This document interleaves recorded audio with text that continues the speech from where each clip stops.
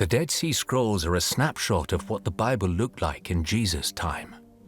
Adonai alai yan, mashach Adonai oti. In the synagogue of Nazareth, Luke's Gospel records that Jesus read from the scroll of Isaiah the prophet. And that scroll probably looked very much like this version of Isaiah found at Qumran.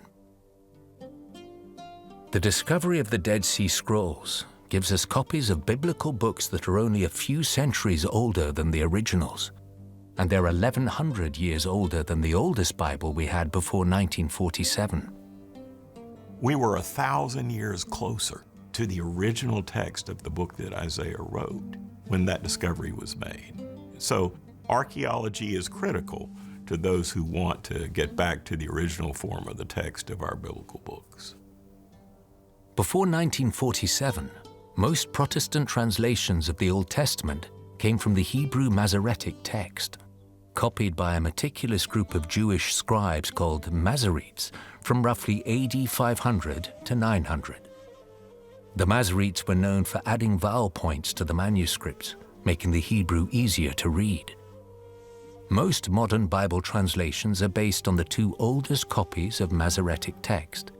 The Aleppo Codex, copied in AD 925, is considered to be the most authoritative copy, but only around 60% of its pages have survived. So the oldest complete copy of the Hebrew Bible is the Leningrad Codex, which dates from roughly AD 1008. So how do the Dead Sea Scrolls compare to these two copies?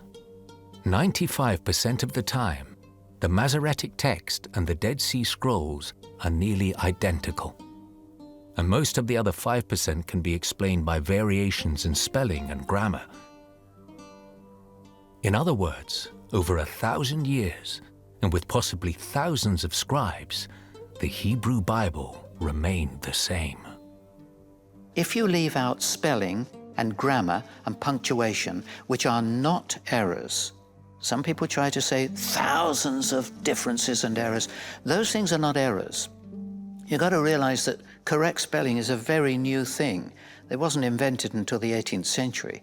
I mean, even William Tyndale in 1526, his New Testament spells the word it 7 different ways.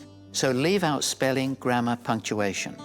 The difference between the Masoretic text and the Dead Sea Scroll is very, very small. On average, they found there was 1.5 words over which there might be a query for every chapter of what we call the Old Testament. That was the query areas, 1.5 words for every chapter. Only in about a dozen places in the whole of Isaiah, and there are over 60 chapters in Isaiah, only in a dozen places does anyone ever prefer the Dead Sea Scrolls over the Masoretic text.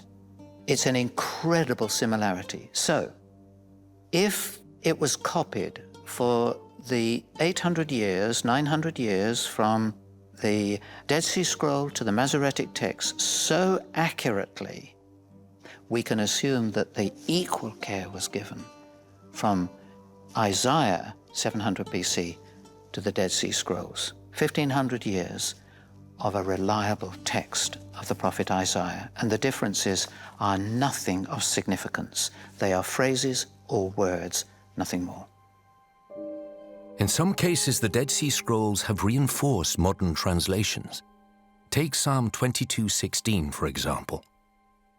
In most modern English Bibles, the verse ends with this line, "They pierced my hands and my feet," a phrase that's also found in the Greek Septuagint, which was completed by Jewish translators more than a century before the birth of Christ. Christians view this passage as a prophecy of the crucifixion, while critics point out that the Masoretic Hebrew text in the Leningrad Codex says something quite different. Instead of, "They pierced my hands and my feet," it reads, "Like a lion on my hands and my feet."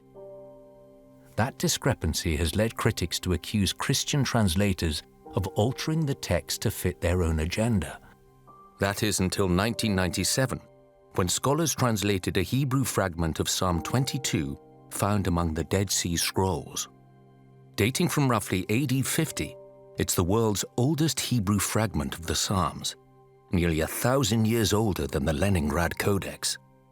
And this copy, like the Septuagint, contains the phrase, "They have pierced my hands and my feet."